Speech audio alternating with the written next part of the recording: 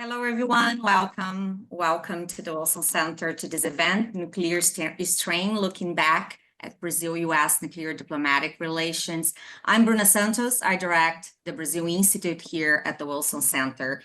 And I'm really thrilled about this event today because this year marks the 200 years of U.S.-Brazil diplomatic relations. It's the anniversary, and we hosted a series of events over the year. And as we approach the end of the year, I'm really happy to host this conversation as a wrap-up, which will be led by our former fellow, Jennifer Eagling, our former resident fellow here at the Wilson Center, who has conducted a terrific work on her research and while she was working on her next book project, which is focused on the Brazil nuclear energy industry.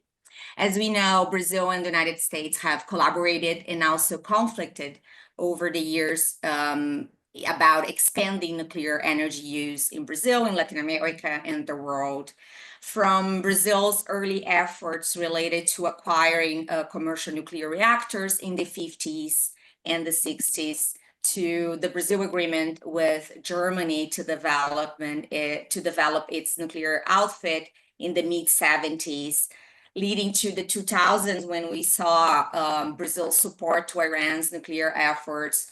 Brazil and the US have navigated a number of converging and diverging viewpoints, but the relationship was preserved since the 2010. There was a memorandum of understanding signed between both countries, fostering growing ties in the nuclear area. More recently, we see that both countries have also signed agreements on extending their operation and generating capacity of Angra 1 and on the cooperation of new nuclear technologies. We have demonstrations, for example, in the scope of the US-Brazil Energy Forum called USBEF. When you look at the action plan of USBEF, you see that 2023, 2024, the action plan explicitly talks about a roadmap to collaborate on civil nuclear power and the intention to continue and expand the cooperation on civil nuclear power and launch new efforts on the regulation, on the new nuclear power generation, as well as, of course, at the same time, mobilizing private sector and community engagement, working to mitigate carbon methane management, as well as renewables. Energy and the energy transition is a very important matter for us here at the Wilson Center. In terms of our programs, we have a broader Latin America energy transition initiative where we discuss not only renewables, but nuclear as this event. So I really welcome everyone and invite everyone to follow our work on that matter. We have here convened today a multinational panel that includes scholars and practitioners in the nuclear energy sector, and US Brazilian diplomacy historians who will discuss this evolving relationship between the US and Brazil. And the implications also, we are looking back, but we are also looking forward to the future of bilateral relations.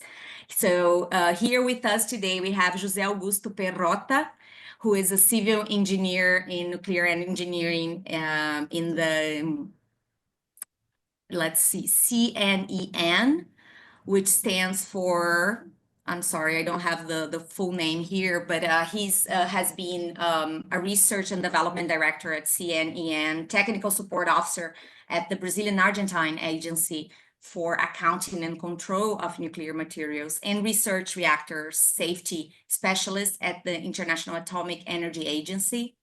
He's speaking with us from São Paulo. We have Carlo Patti, who is a diplomatic historian of Brazil and professor at the University of Padua. His research focuses on Brazil's foreign policy, Brazil's nuclear history, international history, nuclear diplomacy, and international security.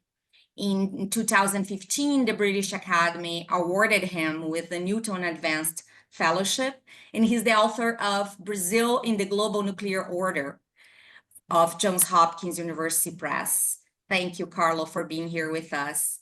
We have also Jacob Hembley, who is an American historian and professor at Oregon State University. He has written several books, dozens of essays, and is the recipient of the American Historical Association's Birdsall Prize and the History of Science Society's Davis Prize. And finally, we have Monica Hurst, who is speaking with us from Brazil. She's a senior fellow at the SEBRE, the Brazilian Center of International Relations, and a vice dean and associate professor of the Social Science Center of the Pontifical Catholic University, PUC, of Rio de Janeiro.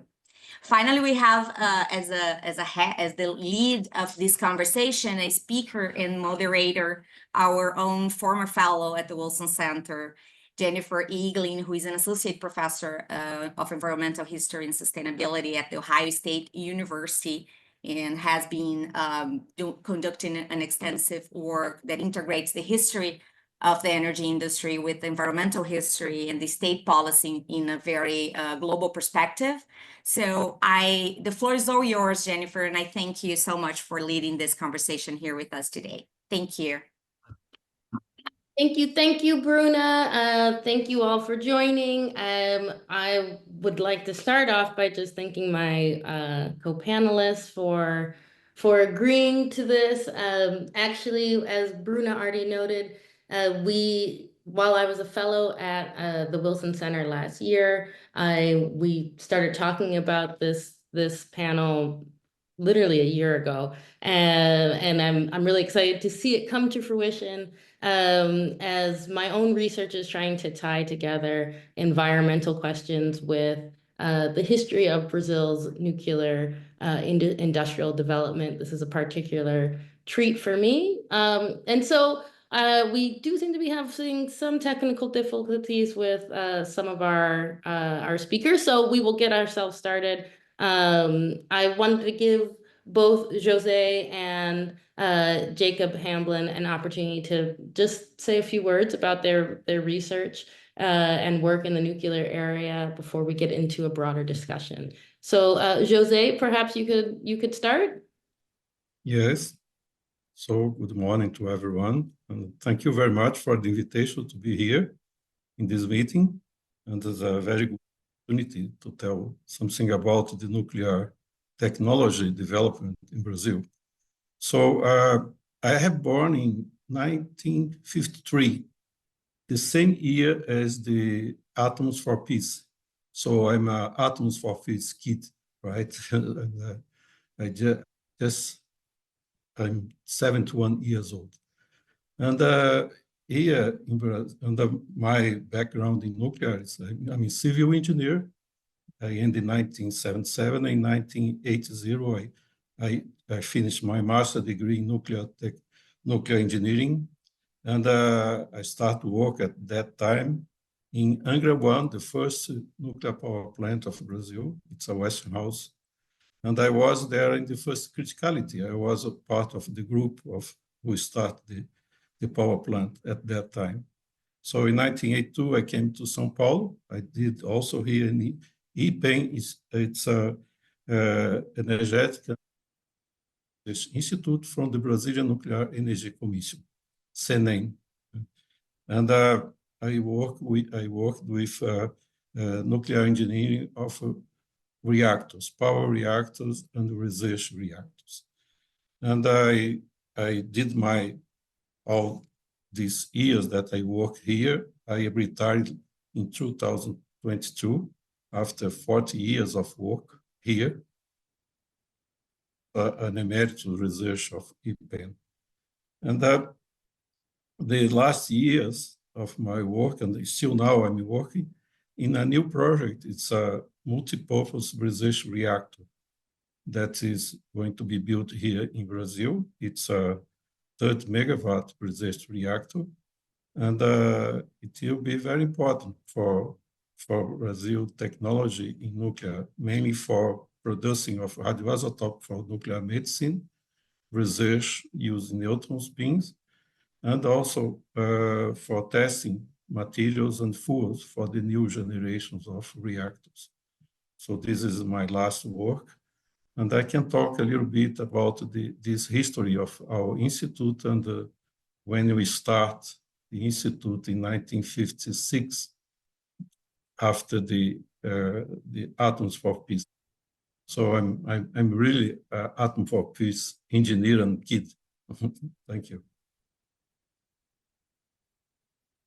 Thank you, thank you. That's amazing. Jacob, perhaps you could speak a little bit more about your research and work in kind of the global nuclear industry, particularly like US outward. Sure. Yeah. Thanks for inviting me to this. I am delighted. I was hoping to just go first because I am not a Brazil specialist, right? I'm interested in, I think I was brought on because of broad familiarity with multiple histories and geographies and the workings of international agencies. And I'd be happy to talk more about that.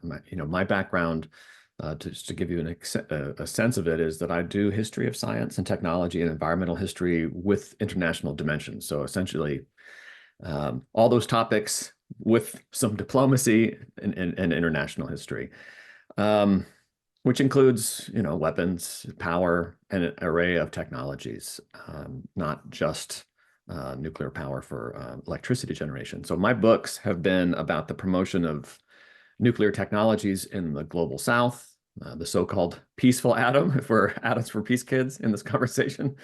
Also about the history of radioactive waste and the evolving sciences of radiation effects and global environmental issues. So it's not just the sort of diplomacy of nuclear weapons. In terms of Brazil, it's true that Brazil, along with India, is an interesting exemplar of resistance to many of the key assumptions about the international nuclear order that scholars in the West, certainly the United States, tend to focus on. It's a great example of kind of looking at that tension between disarmament and disarmament on one side, non-proliferation as a priority on the other, North-South tensions regarding priorities and technological development, this is something I talked a lot about in my book, The Wretched Atom, all about the promotion of agricultural techniques, whereas most countries, including Brazil, were much more interested in nuclear power for electricity generation, but that was something that, especially in the early years, was not necessarily on offer. Controversy about peaceful nuclear explosions, we can certainly get into that. Also, just the credibility of any kind of peaceful program, particularly under a military regime, which of course Brazil, has a history of. So, Brazil is also, I would say, just as just a sort of launch in a slightly different direction. It's an interesting entry point for considering some of the issues that don't always emerge in conventional narratives. So, the convention. I don't want to paint with a broad brush, but Brazil is a source of uranium. It's an uneasy partner, possible proliferation threat. This is something that people over the years people have talked about. But for historians, it's also, I think, an important node for exploring international linkages beyond nuclear power and weapons per se. Brazil's unique kind of background and history, it's also a means of exploring public health and environmental dimensions related to the extraction and handling of radioactive materials. I mean, the most famous, if you're interested in radiation effects rather than just nuclear weapons, one of the most famous incidents is in Brazil, the 1987 Goiânia accident. I'm sure I'm not pronouncing that correctly, so you experts can help me out on that. This is the one. What was it? How's it pronounced? Goiânia. Goiânia. Okay, Goiânia. I'll try. Goiânia. Okay, I appreciate it. That's the one where the radiotherapy source was not stored properly, or rather, there was an abandoned site, and somebody stole it, and it got around a lot of people, including the person who stole its family. So some people died, hundreds more were contaminated. It's it's a major incident in the history of nuclear materials, but nobody really knows about it outside Brazil, and nobody talks about it. I shouldn't say nobody, but it was a year after Chernobyl, and it's a sort of forgotten incident, but it's ripe for comparative historical studies about state rhetoric, about harm in time of crisis, about the science of radiation effects, approaches to cleanup activities.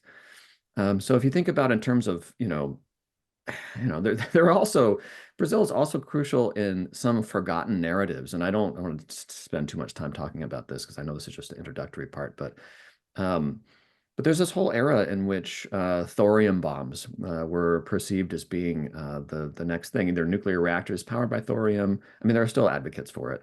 But the thorium was a strategic mineral. And Brazil and India had most of the supply of them. And, I recently received through the Freedom of Information Act all of the FBI's documents on Boris Davidovich, who is the so-called thorium baron of Brazil. It's a fascinating story. There's some espionage, intrigue aspects to it, but it has to do with all the monazite sands in Brazil. And it speaks to the issue that I develop in my book about haves and have-nots.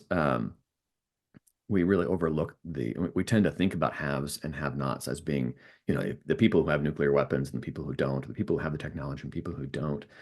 I try to flip that on its head in my book by emphasizing the degree to which the United States was a have-not and perceived itself to be a have-not, because typically we think of the U.S. as a have, somebody who has something. But in fact, especially right after the war, World War II, the United States did not have the strategic minerals it thought it needed. It certainly didn't perceive itself to have, at that time, a lot of uranium. Of course, it ended up having a lot of uranium in the end. And saw places like Brazil and India as important partners because of their access to thorium. That aspect of the story, because we're so focused on a later period, it was sort of forgotten. And that aspect of the story also has international connections. So, like, for example, just in the United States, outside of Chicago, one of our biggest Superfund sites outside Chicago is associated with the Lindsay Light and Chemical Corporation, and it's got all this toxic waste that they don't know what to do with and that's a lot of it's from Brazil. It's a monazite sand. Anyway, it's a complex narrative. It's not just about proliferation risk or nuclear power. It's about a host of other issues. I'm not sure how much time you wanted me to sort of talk. I'm happy to stop there. We can pick up some of these pieces, but that just gives you a sense of the kind of work that I do on nuclear technology. So thanks. Right. Thank you. I mean, that is actually fascinating, and some of that is information that I was not aware of. So we will get into that conversation a bit more. We are just recently joined by Carlo Patti. Thank you. I know we're having some technical difficulties, so apologies for my part in that. Carlo, welcome. We are just giving everybody an opportunity to quickly kind of say what their research and work in the nuclear area is, and particularly how it relates for you to Brazil's nuclear history, as you just finished an amazing book that I love. So please tell us a little bit about it. Thank you very much. Can you hear me? Yes. Mm-hmm. Okay, great. So thank you very much for inviting me, Jennifer. It's a pleasure to join you in this wonderful conversation. I just heard a few words by Jose and Jacob. So I'm a diplomatic historian. I'm now based in the University of Padua, and in the last 15 to 16 years, I've researched on Brazil's nuclear history. So among other things, I published a book on Brazil from 1945 to 2018 in order to understand a little bit how Brazil framed its nuclear projects and program, how Brazil dealt with the international environment as a provider of nuclear material, but also as a very active member of international negotiations over the global nuclear order that has been sculpted from 1946 until let's say right now. So in my research that is based actually is a purely international history research, I've tried to understand how Brazil attempted at having the cooperation of other countries for its own project, how Brazil also cooperated with other countries for creating its own nuclear program following the model of one or other countries, in this case the United States, is crucial, and how Brazil also attempted at proposing its own view of the global nuclear order, of non-proliferation, disarmament, and international safeguards. So in my book, I tried to give a complete picture of all these interconnected elements. Wonderful. So I will quickly just say a few words about my current research, and then I've got a couple of questions to kind of get us started with the discussion. So my own research is focused on a history of Brazil's nuclear energy outfit and its development, with a particular focus on environmental implications of its development and also how the environment influenced its development. So some of my earlier work has focused on droughts, actually, a topic that is incredibly important for Brazil today. But how droughts were actually an important part of building public support or popular support for nuclear energy, even in the 1960s, that really have laid the foundation for the argument that nuclear energy is the perhaps ultimate supplement to hydroelectricity, which represents a huge portion of Brazil's energy infrastructure historically, but has periodically, for various reasons, been limited because of extreme droughts. And so it's actually underappreciated in the historiography is how much droughts actually influenced the early development, or at least legitimizing early development of nuclear energy, incorporating into the energy infrastructure, and also how arguments today about nuclear energy and climate change, as climate change induced droughts are wreaking havoc on Brazil's energy infrastructure, how nuclear energy has actually been a part of that discussion for many decades. And so that's part of my book project, and I'm also looking at actually nuclear waste storage and how water issues became a galvanizing point for public opposition to the permanent location of nuclear waste in or across Brazil.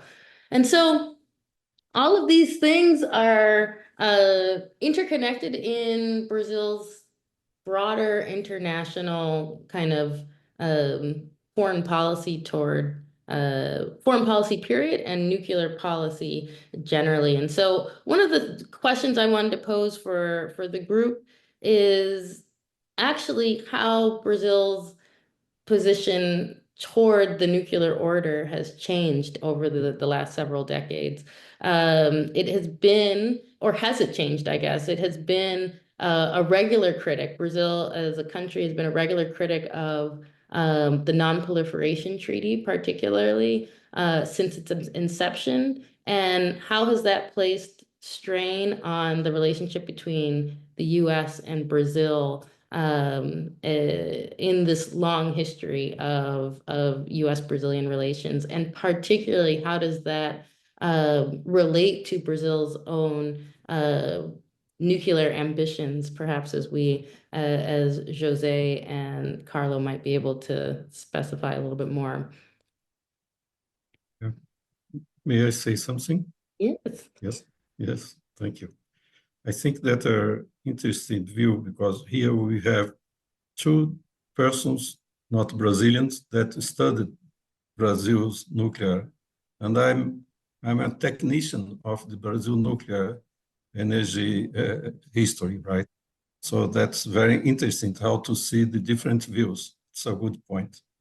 And but I'd like also to start a little bit to talk about, as Jakob said, not only the nuclear power plants. We talk about nuclear energy, and they start all my time when I talk to groups of students. And so, about science, about the science of nuclear science is the science of the core of the atoms, the big energy that is there. When you look for reactions in these nucleus, and also the decay of radioactive atoms that goes to. So this is the beginning of the science that we try to understand the nuclear, right? But when you go to technology, we have to develop the technology on this science, and it's very broad. We can talk about the energy and use the energy for generating vapor and goes to electricity and give all the people electricity. This is a point of view. But we can also look, another point is how to use this energy for other things, for research, for doing radioisotopes, that are artificial isotopes, how to benefit. The third point, innovation. How you create innovation when you know the science, you develop the technology and create innovation. But the main thing of this is the last one, is to use this to society. All this has to go to society. And all things related to this brings people, as Jakob said, about what happens with ionizing radiation to the people. You have to study this part of nuclear. What you do in the agriculture, how can we help agriculture? How you do it in industry? How you go to science and development field? How you can go to give laboratories many of the techniques that you can bring from research reactor or also from accelerators and radiation. So this is the nuclear. I say that we start and then we come back for the starting point of Brazil in 1953. 1951 start the CNPq, that is the Brazilian research, how I would say, kind of commission, right? And we start our first research reactor in 1956, the construction. It started in 1957. It was a first South part research reactor, and it was given by the US to Brazil as Atoms for Peace part. It was paid by US to Brazil. And in 1 year, they constructed that time. And nowadays, we take a long time for commissioning all the reactors and to have the licenses, all the licensing things.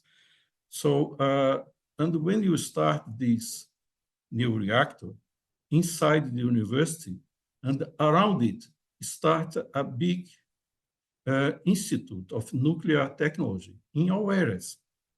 If you use uranium, you have to have all the full cycle to have uranium from the mine, and Jakob mentioned about Brazil has uranium and also thorium as monazite, as you mentioned. How you do the full cycle? Then how you do the engineering for the reactors? Then what about materials? What about the technology of using radiation? What about radiological protection? What about ionizing radiation, the health of the people? How does it work? And how you give benefits to the society?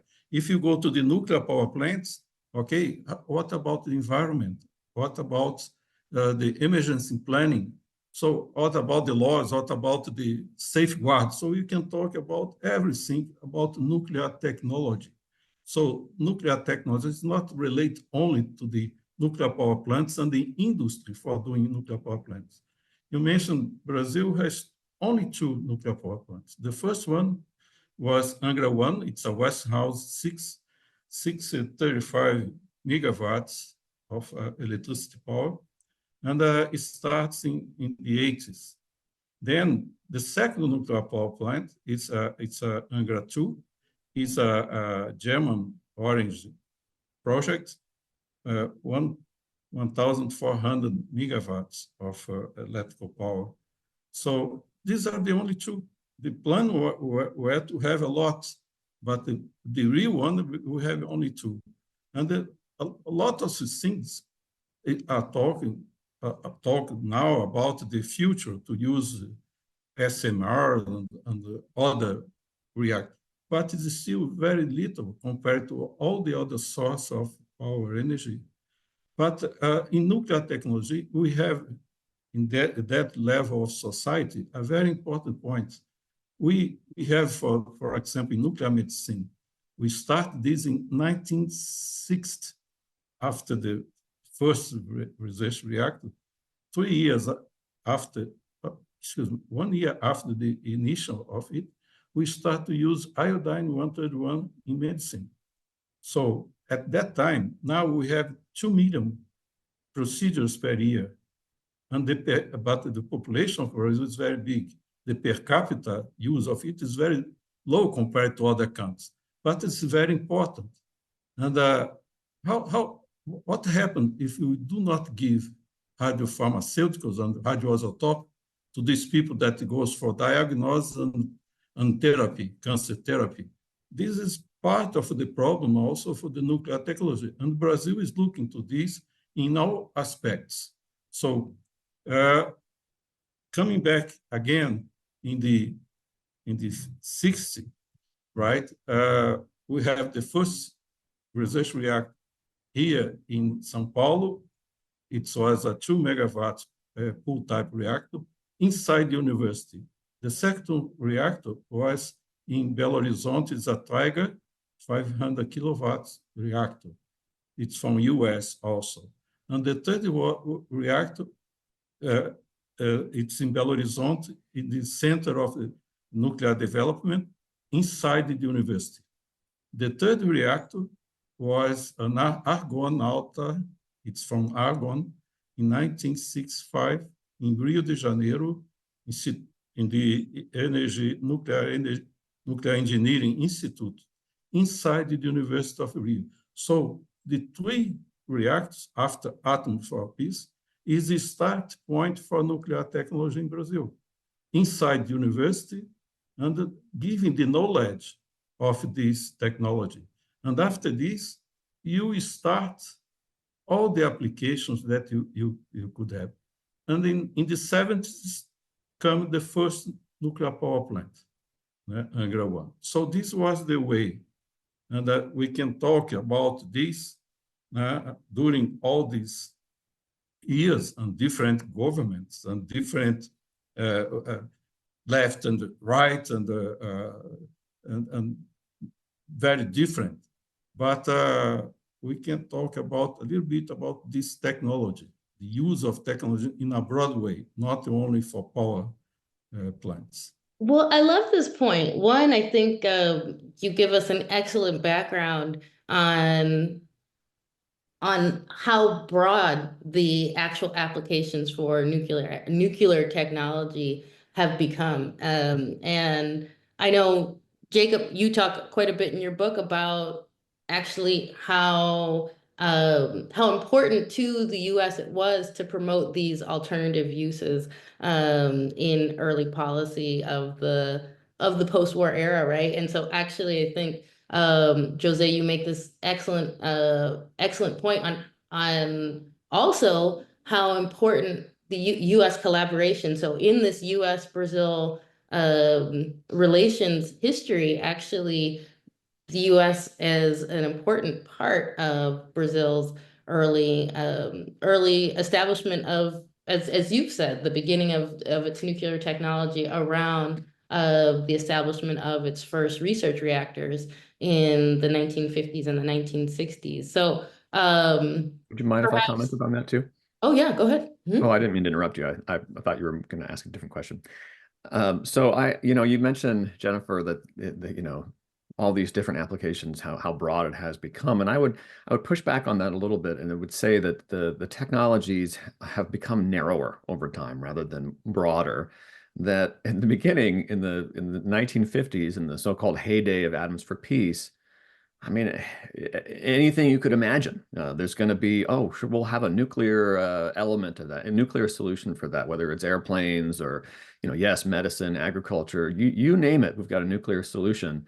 That's one of the criticisms over the years of nuclear boosters, including the International Atomic Energy Agency, and that they're a hammer in search of nails. They don't look at problems and try to solve them.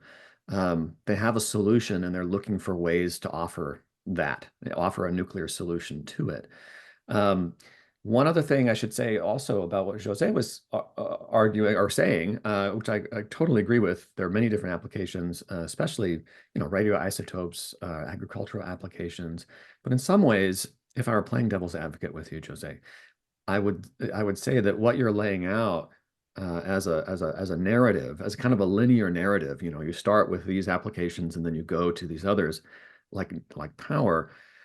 That's one of the that narrative is precisely what Brazilians, Indians, other people around the world were resisting in the 1960s in particular, resisting Americans, Europeans trying to dictate the pace of technological development and dictate the kinds of technologies to promote.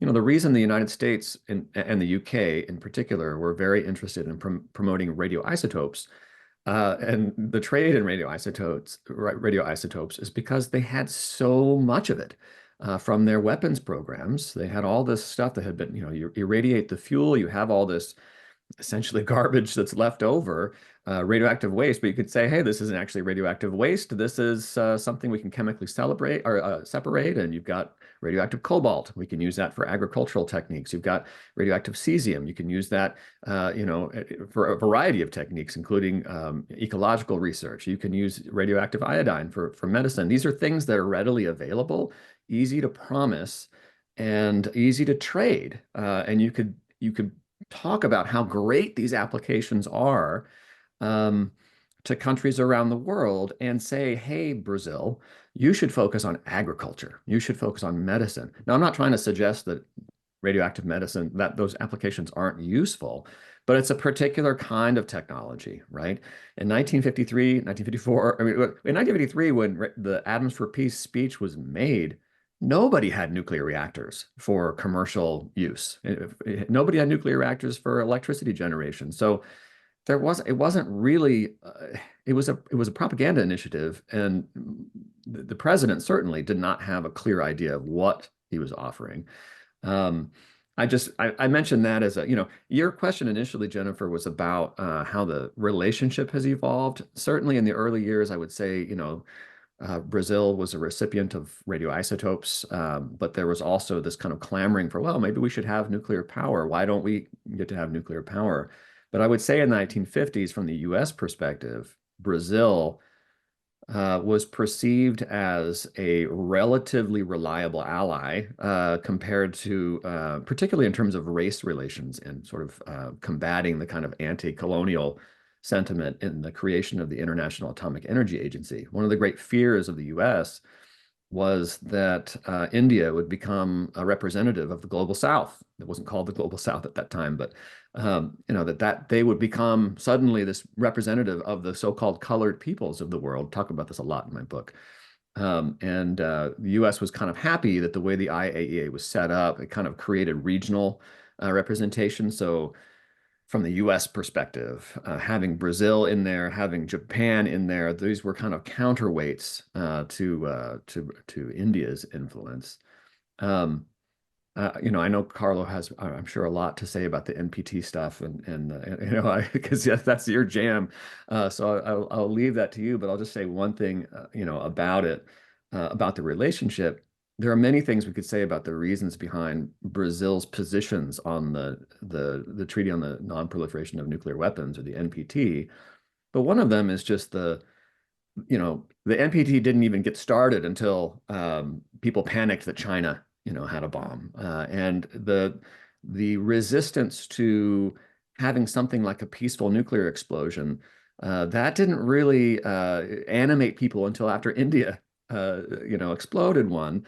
And the fact that you could, I mean, in some ways, it's sort of an intellectual argument that you could make if you were Brazilian. Why does the United States get to dictate not just bombs, but the kinds of peaceful technologies we're developing? What if we want to have a detonation to excavate a harbor? Why not? The Americans say they're doing it. So the Americans at that time were using the rhetoric of Atoms for Peace and say, we have all these peaceful applications. From the point of view of the United States, included in these peaceful applications are the excavation of harbors. But you're also saying that other countries can't have that so-called peaceful application. So in some respects, you could argue the U.S. was trying to have its cake and eat it too during that period. That's all. Helpful. Carlo, please, you have thoughts. Yeah. No, just I would like to add something that to Jacob comments on José's remarks. I think that in the case of Brazil, we have to put Brazil in the global picture, because Brazil, before the Atoms for Peace, was trying to have its own way, as other countries did, because I mean, of course, the United States were trying to sell their own view of reactors, but there were talks also of a kind of reactor that could be produced in Brazil in the early 50s through the cooperation with Germany, for example. And then, of course, this is related also to the possible cooperation with West German research centers in the field of uranium enrichment through centrifuge technique. So I think that Atoms for Peace was one of the ways to impose a specific model of reactor that was the product of the US industry in that way. I mean, other countries had the same issue. I mean, Italy, France, India as well tried to have its own kind of reactor and of technological line. So I think we can see also that. I don't agree so much that Brazil can be a so friendly ally or reliable ally, not aligned with other countries of the global south. I mean, from my own research, I saw that when Brazil was interested in thorium as a possible fuel for its nuclear program back in the late 40s, early 50s, when it was not very clear what would happen in the future, there are some rumors about creating a cartel of thorium producers with India just after Indian independence. So I think that both in that specific moment, but also in the negotiation over the International Atomic Energy Agency, Brazil already had a feeling to be one of the representatives of the so-called global south, or the third world. I mean, in all the negotiation over the statute of the agency, both Brazil but also Argentina, they tried to use the agency as a development agency more than a safeguards watchdog, as it became later. So there was also this flag of the developing world that was used by Brazil, and I think that there were several points of coincidence between Brazil and India and other countries of the future global south. In the context of the NPT, I think that Jacob touched upon one of the main points of Brazil's criticism. I mean, Brazil wanted to be free in the future, to have its own nuclear program, whatever it meant for producing energy, for other possible uses, even if nobody has ever used the word bomb, but wanted to be free to do what other countries wanted of the so-called nuclear club. So, okay, there are peaceful application of explosives. Let's use them if it's needed, following the recipe of the United States and Russia. So the PNEs and the defense of the PNEs of the right to develop and manage peaceful nuclear explosive follows this way. And I think that for a future field development of the nuclear program and other nuclear projects, Brazil needed to be needed to be free. So to be free and proposing its own way, its own vision of the global nuclear order, not through a global agreement, no through full scope safeguards, as it was also proposed in the treaty for the prohibition of nuclear weapons in Latin America, but with nuclear weapon-free zones, of course, and with the possibility to develop nuclear energy in an easier way. This is the first point. I think that secondly, above all, because of the strong criticism Brazil towards the regime that has been created and that became effective during the 70s, above all after the Indian PNEs, when, I mean, Italy, Germany, they were obliged to be part effectively to the treaty.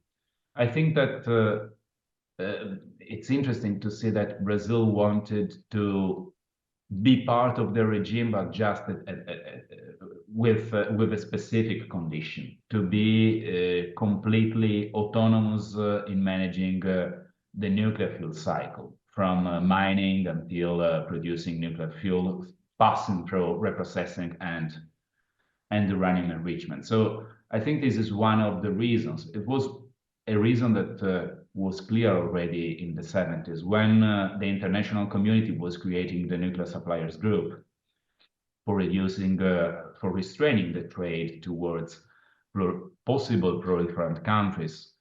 Brazil was clear, and in internal meetings in Brazil's government, it was clear that Brazil was available to join groups like the nuclear suppliers group or following the London Club guidelines, just if Brazil was able to show its capability to enrich uranium. So I think it explains, of course, the criticism, the persisting criticism that Brazil had and has towards the treaty, the unfair nature of the treaty, but also the possibility to join the treaty after having the capability to enrich uranium through national and indigenous technologies. So I think this is one of the main points also to understand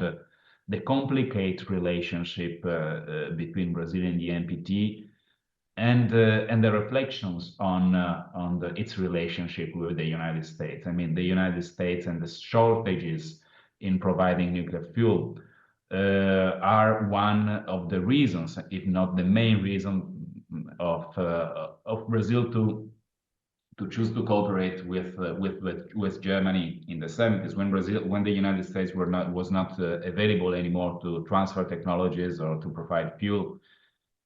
Brazil decided to have an agreement with Germany.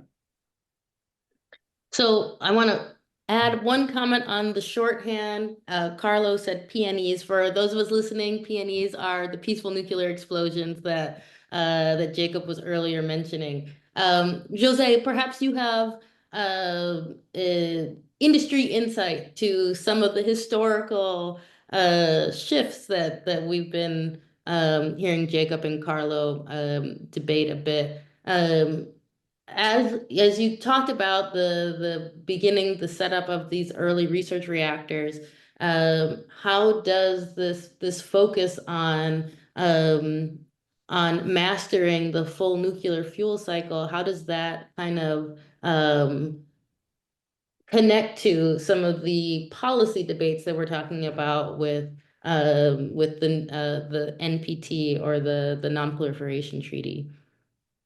Yes. Well, I try to clear my mind to talk what I want. The age going, sometimes I forget everything, but it's okay. About what Carlo said. There was one time that really the U.S. gave the research reactors, we bought the nuclear power plant, so you could not buy any more fuels. What will you do? About the use of nuclear for everything, we did not do this. We try to learn what are the technology possible to go to the society. This is the point. And one thing that was mentioned, Goiânia was an accident. And an accident that was not nuclear, I said. I mean, the start point of this is policy. It's a misuse of the material.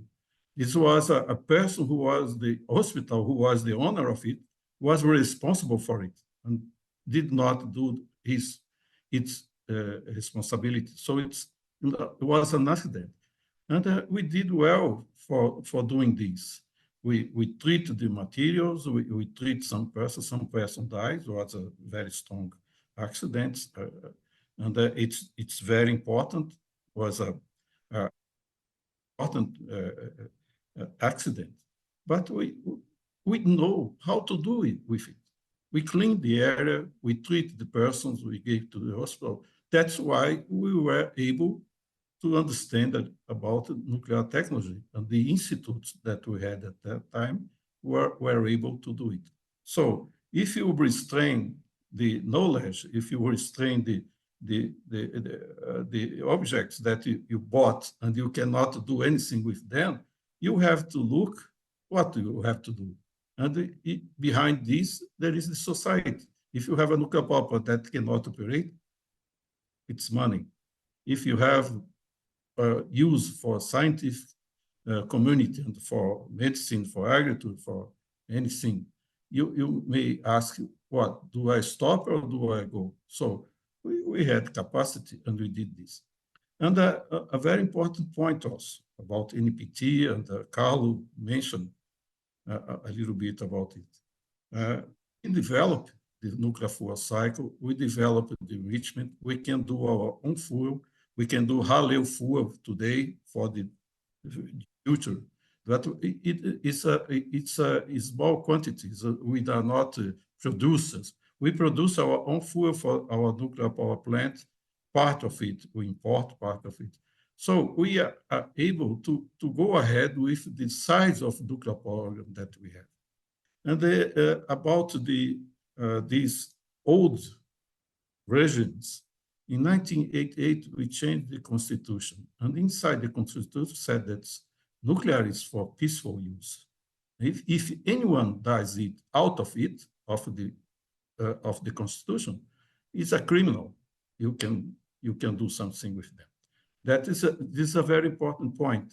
And after this, we did the agreement of safeguard agreement between Brazil and Argentina. We are very close. We had at that time some kind of parallel knowledge of nuclear technology similar. And but we start to talk with our colleagues from Argentina. And we did ABAC. That's a very, very nice interpretation of how you do safeguard between neighbors and with people that has the same interest in nuclear. So this was very important, 1991. I don't remember, the quadripartite with the Brazil, Argentina, and ABAC, and the International Atomic Energy Agency. And in 1997, there is an agreement with US. In 1998, we signed the NPT. So all the signs that we are doing to do Pacific use of nuclear, but we still want to develop our own capacity and our knowledge on the topics. That's the way we do. So nowadays, we have a very strong nuclear safeguard agency, ABAC, and we are good partners of the agency, not only for using the technology in a spread way, but also to dialogue with the needs of for the politics and the world, in the world. And so we are we are in a different way to look for the future. That's my point of view. Well, again, I love this point. Actually, two things that I hear from Jose from your comments. One, I want to make sure for our listeners that we understand what ABAC is, which is the Brazilian Argentine Agency for Accounting and Control of Nuclear Materials, right? And so this becomes one of the key steps toward, you all can correct me, but it seems that ABAC becomes one of the creating that safeguard becomes one of the key steps toward Brazil eventually signing the overall NPT, because this. May I add one thing, Jennifer? Yes. When you go to the Atomic Energy Agency safeguard, every one of the world can come here to the installations to see and to account for the material, nuclear material, and so on. But the main thing of ABAC was that the Brazilians go to Argentina to verify Argentina, and the Argentina come to Brazil to verify Brazil. And we give to each other confidence what are the installation, what are the person doing, which are the technicians that work on this. So we know each other very well. And so this is a real safeguard in aspect that you have not only the accountability of material, but also the knowledge and the information of installations and the persons. This is the two safeguards, right? Well, and this is groundbreaking, right? And I think perhaps to Jacob's comments about what the IAEA was trying to promote. Actually, I think in a lot of ways Brazil presents to the world an alternative path for safeguards that is perhaps challenging the formality or the formal power, or the safeguarding power of the IAEA to say there are other ways to secure or to ensure safe applications of nuclear technologies, right? And I think that is and I guess I pose this to the group, but how does that transform the relationship between the US and Brazil with this? It seems that this signing of ABAC, or the creation of ABAC, that then leads into the NPT, is the beginning of a thawing in the relationship between the US and Brazil around nuclear issues that had started as this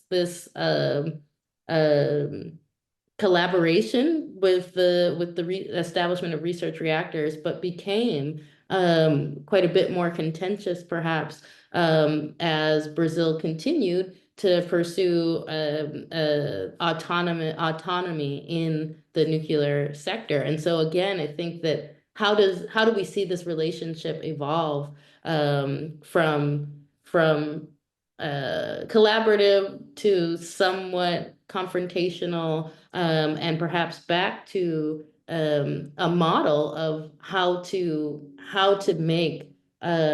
build a different kind of nuclear relationship, regional and international. And I think Brazil ends up being a central part of that. I pose that to the group. How do we see this evolution around, particularly with the introduction of ABAC and the thawing of the relationship between Brazil and Argentina around nuclear issues? I can speak to that issue. I want to speak first because I know others know more about this, so I want to get the jump on it. You put your finger on something that is true of Brazil, but it's also true of a number of different countries that say, hey, we don't need a one-size-fits-all approach to safeguards. We can do bilateral agreements. That's something that has come up a lot over the years, not just in recent years, and certainly not just with Brazil and Argentina. But I should say this about the evolution of the IAEA. It has evolved over the years into some, and some would say not necessarily for the better, and some people would say it's definitely for the better. I'll give you a sense of what I mean by that. In the late 1950s, early 1960s, one of the things that the IAEA struggled with was its purpose. It had a lot of conflicts with other agencies, other international agencies like the World Health Organization and the Food and Agricultural Organization that complained about the IAEA, namely that they were a hammer in search of nails, and that they were very well funded, and they were having all these conferences about global health and about agriculture, that they would sometimes liaise with the international agencies devoted to health and or agriculture, but they would usually propose some sort of nuclear solution, and it was a source of tension that was never really resolved until the NPT treaty came along. And once that came into effect, or rather was being even negotiated, the IAEA, there were some within the IAEA who argued that this is the direction that the agency ought to go, in addition to promoting nuclear solutions. It could have a purpose, namely in safeguards.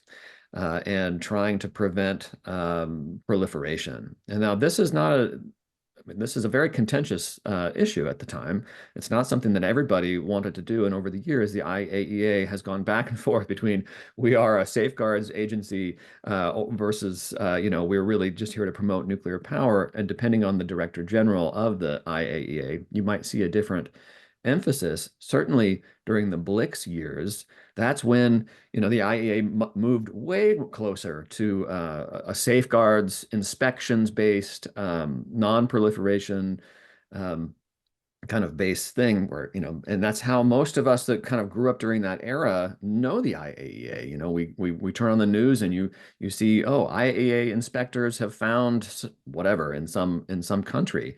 And we think of them as inspectors, but that is not why the IAEA was designed to begin with at all. It became that way mainly because of this kind of collaboration under the NPT framework, which is one of the reasons why so many countries resist that, because the IAEA and having to agree with IAEA safeguards should not be, according to some countries, should not be required, because that nobody agreed to sign on to the NPT just to be a member of the IAEA. In the early 80s, and I don't want to dominate this, but in the early 80s, the Reagan administration got really angry at the IAEA, and at the time it was because of opposition to Israel and its bombing of the Osirak facility, and there was this whole kerfuffle, more than a kerfuffle, about that. And the U.S. Threatened to leave the IAEA and convene. I talk about this in my book. And the IAEA convened, or sorry, the U.S. convened a working group of all the relevant people within the U.S. government, the CIA, the State Department, Department of Defense, all the people. And what they concluded was, what are we doing? We can't leave the IAEA.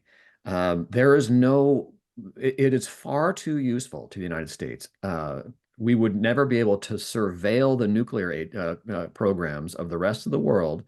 We use the IAEA in ways beyond what we say we use it for, and we could never possibly let it go. There's no other agency that could do what the IAEA does for us in terms of surveillance and trying to manage the nuclear programs of the world. And so what we have to do, for better or for worse, is to get on board.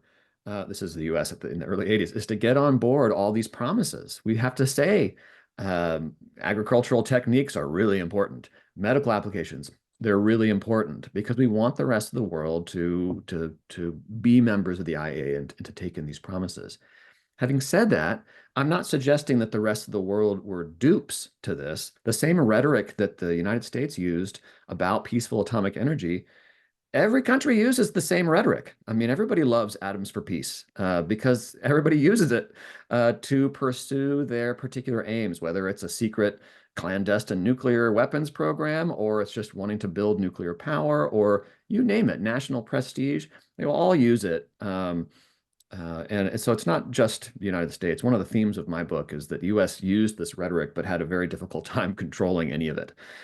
Because everybody uses it for their own purposes. All right, this is turning into more of a rant in the discussion, so I'm going to stop talking.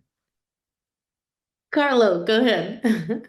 So I want to just emphasize that historically Brazil resisted to the idea of being safeguarded or being inspected. I saw that in the 60s, after the second agreement with the United States, Brazil hardly digested the idea of having its own program safeguarded, but it was the condition, that the United States posed, and Germany again posed later.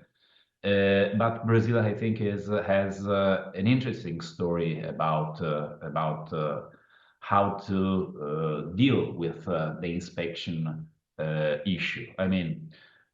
First, resistance and having a program free from international safeguards, as it was the case of the national projects developed in several universities, and then with the collaboration with the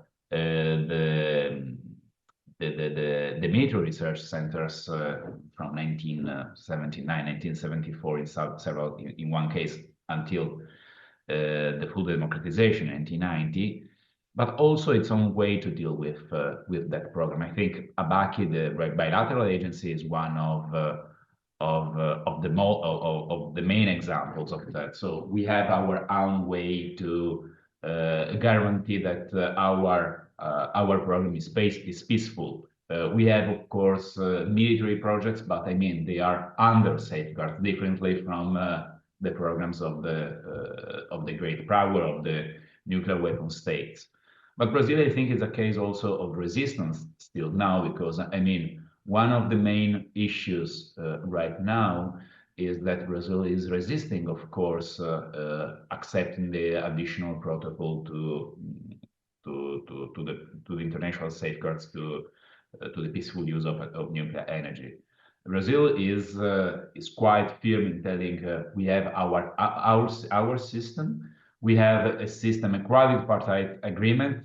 Several times the ABAC inspectors, there are a lot of issues, because they claim that Brazil and Argentina are the countries receiving more inspections than the rest of the world, because they actually have the double of the inspection. So there is also this specific way to deal with the inspection. And Brazil is quite jealous, let's say, but is rhetorically jealous also of its own technology. So if we have developed our technology over the last 40 years, we need to defend that, because it's our industrial secret, and we have to protect that those kind of projects or secrets and this kind of technology from intrusive eyes of the IAEA inspector. So I think the issue of inspection and Brazil's attitude towards inspection it was a challenge in the past, even if the quadripartite agreement, the ABACI system, was also the fruit of the external pressures. The West Germans in the late 80s told the Brazilians, or you accept full scope safeguards, or our cooperation is over. And of course, there were several doubts over the final aim of the Brazilian program, above all in Washington, after that Brazil declared that it was able to master uranium enrichment technologies. So I think this is a contentious issue right now for Brazil, and that an issue that can affect also Brazil's future. One of the main files on the table of Brazil diplomats right now is how we will safeguard the nuclear reactor for the future nuclear submarines. I don't know when it will happen, but also how we will deal in the future with the issue of the additional protocol, and how we will deal with the temporary measure of the NSG that is accepting the ABACI system as a substitute for that. So I imagine that both scientists, but also diplomats, are quite concerned about that, and military as well in Brazil about this kind of issue. So I have one question for all of us I know we might be approaching the end soon. So so we've talked a little bit about how this relationship changes quite a bit, particularly with the Abaki safeguards, and that opens the door for Brazil to eventually sign the NPT. And so then in the 21st century, I guess my final question is, how has this relationship, and Carlo, you already have kind of led us to it a little bit, but how has this relationship between the US and Brazil particularly, but just around Brazil's nuclear interests, how has it changed in the 21st century? So we see particularly Brazil kind of moves into a global diplomatic position around nuclear issues in 2010 with the Tehran deal, or its negotiation of the Tehran deal.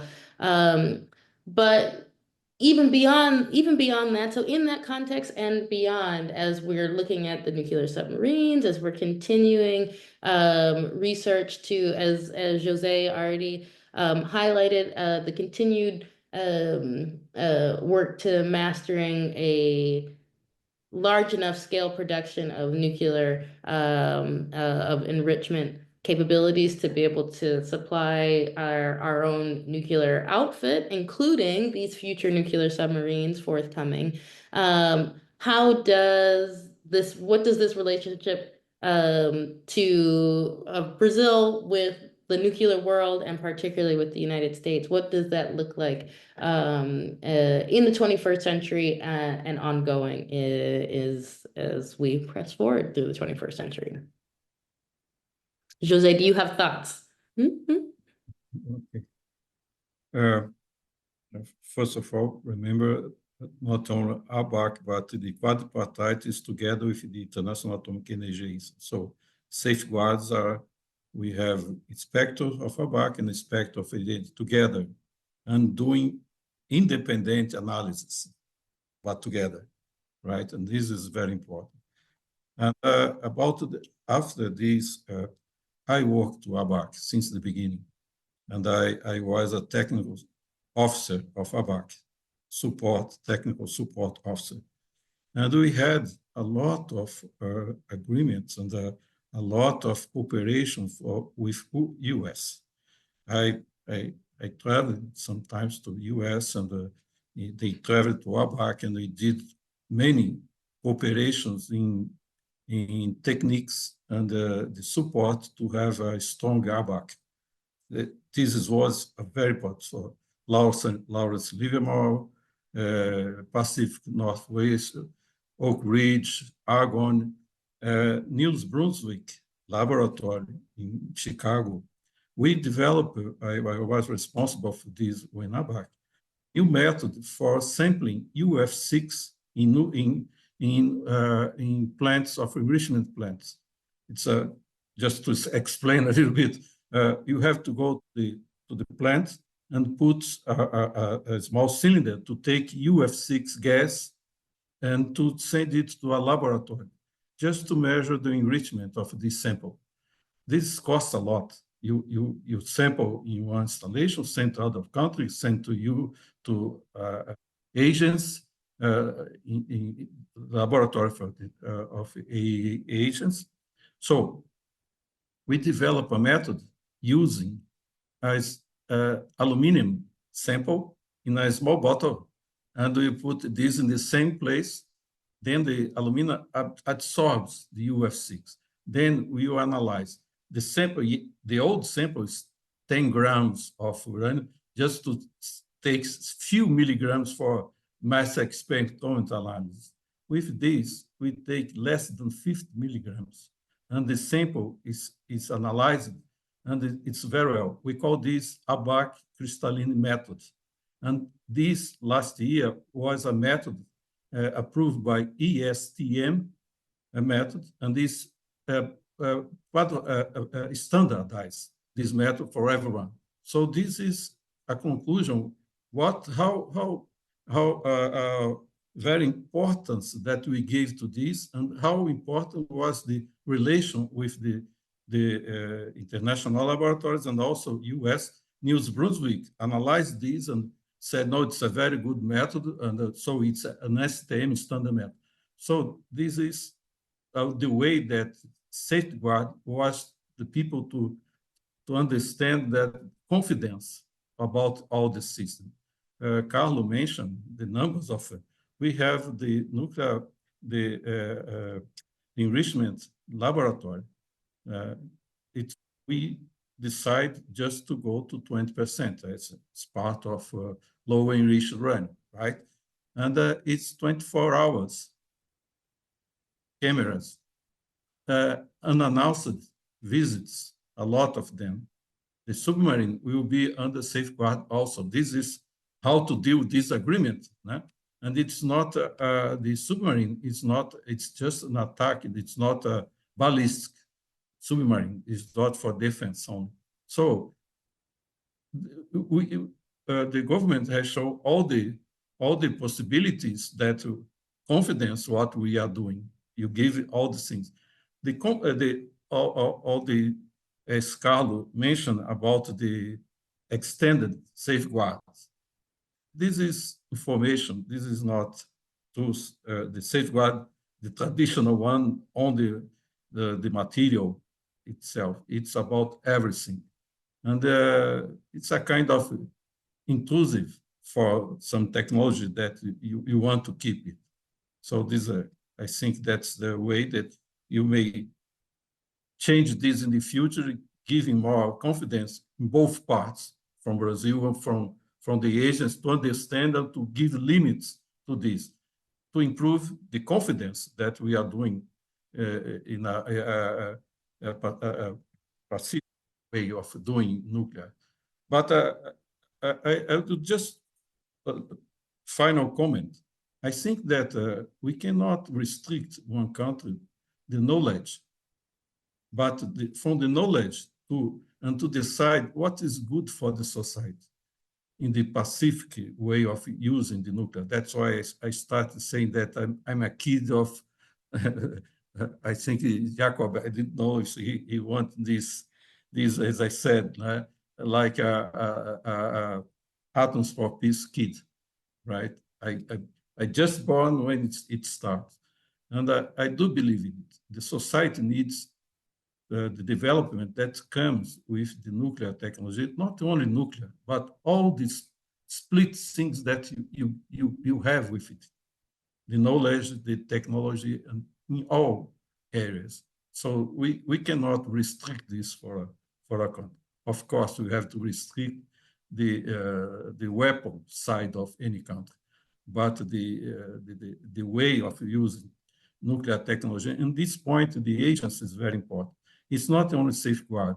You look about safety of the use, safety of the security also on the things, and the knowledge of everything.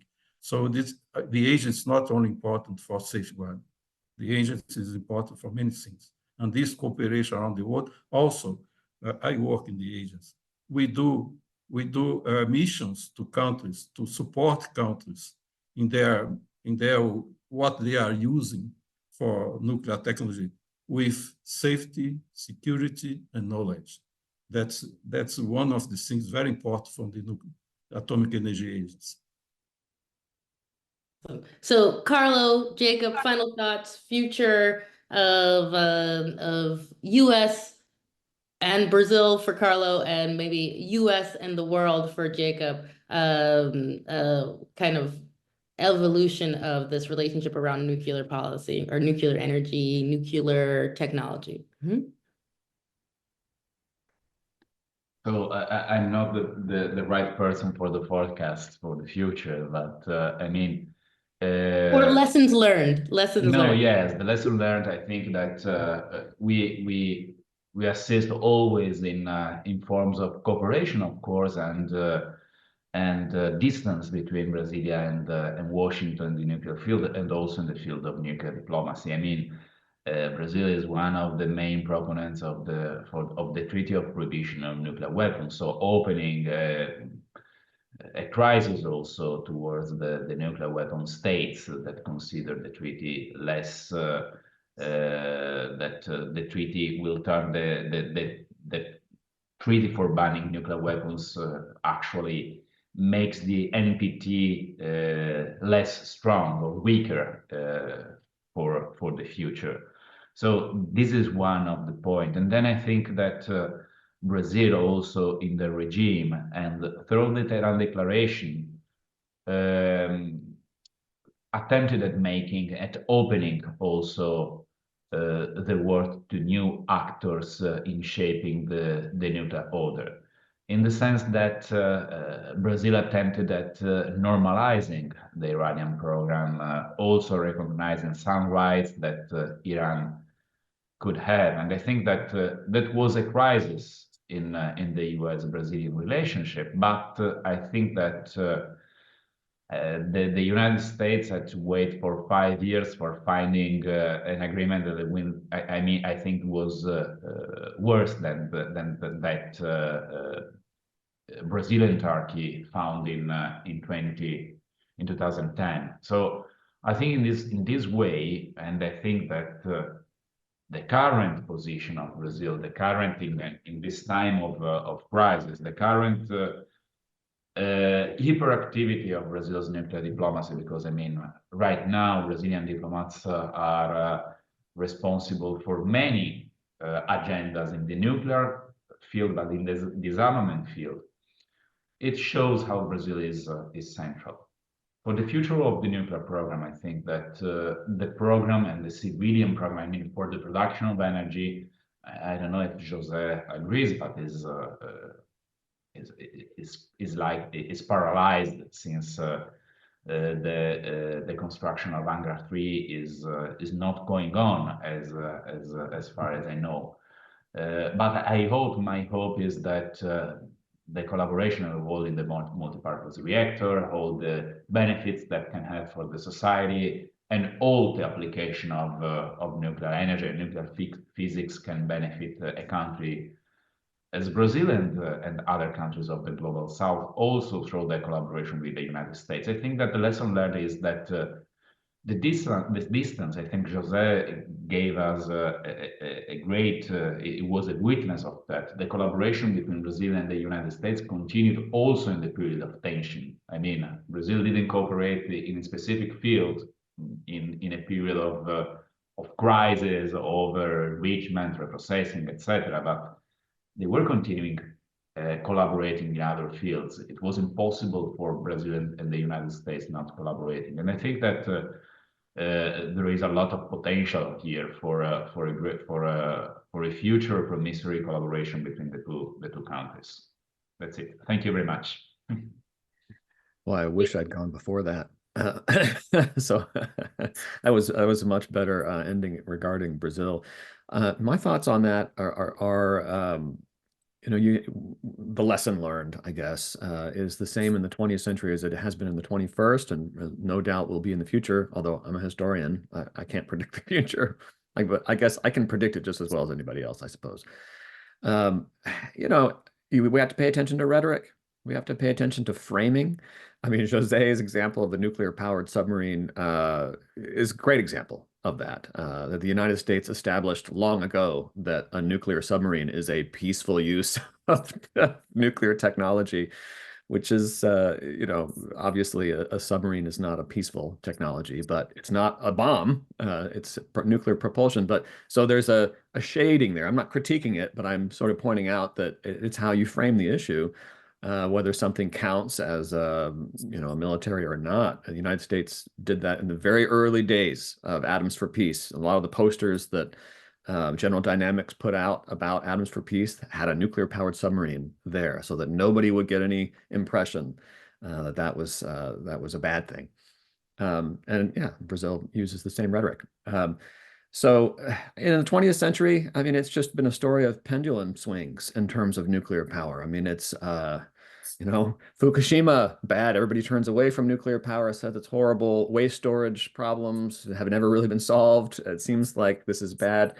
And then it swings back. You have rhetoric about climate change that nuclear boosters are constantly going on about. One of the themes of my book has been the use of environmental rhetoric, by the way, to promote nuclear power. What's going to be interesting, I think, if I can predict the future, is that we typically, especially historians, but policy people too, we tend to think about nuclear technologies as state solutions. We think, oh, you know, what is Brazil going to do? What is the United States going to do? And these members of the International Atomic Energy Agency negotiating with each other, with one another about nuclear technologies. But increasingly, and also, you know, you get a country like Brazil that doesn't have very many reactors, right? I mean, but two, and depending on economies of scale to make them viable. But what we're seeing now is, and the big question mark to my mind is when I think Jose brought up the, you know, small modular reactors at the very beginning of this discussion, SMRs, and, you know, there's a lot of buzz about small modular reactors and some concern about proliferation risks. But what we have been seeing really in quite recent days is some of the drivers of the global economy, big corporations like Google, Amazon, coming out in very explicitly in favor. And I don't know if they're just testing the waters or they're truly committing to nuclear power. And that's a sort of a big deal because it isn't just a state saying, okay, the US is doing this, but it is also these major corporations who are sort of turning in that direction. How that will shape Brazil, I don't know. I think it's a question that is more of a generalist statement. I'm very curious to know globally around the world what those kinds of endorsements and what those kinds of decisions will mean for nuclear technologies moving forward. I will close it with, I love all of these closing thoughts. I know that Bruna and the Brazil Institute have been doing amazing work on AI regulation in Brazil. And so actually, what are these corporations connecting they're justifying reopening parts of 3 Mile Island because they want to power AI, which requires massive amounts of energy. And so when we talk about that, it's a corporation, but it is also a question about regulation. And I know Bruna is working on questions like these in Brazil. And so we'll keep an eye out for more stuff around that in the future. But for the purposes of our discussion today, thank you guys so much for our thought-provoking discussion on the pendulum. I think actually, Jacob, you said it well, the pendulum that has been the relationship between the US and Brazil around nuclear issues, and we'll see where that goes in the future. So thank you guys so much for joining, and thank you all for watching on said podcast or on said streaming, Wilson streaming platform. So I think I will end it there because we're a little over on time. So I want to get on and say thank you first. Thank you so much for organizing this. And it was great chatting with all of you. Awesome. Thank you. Thank you very much. Thank you. Thank you very much.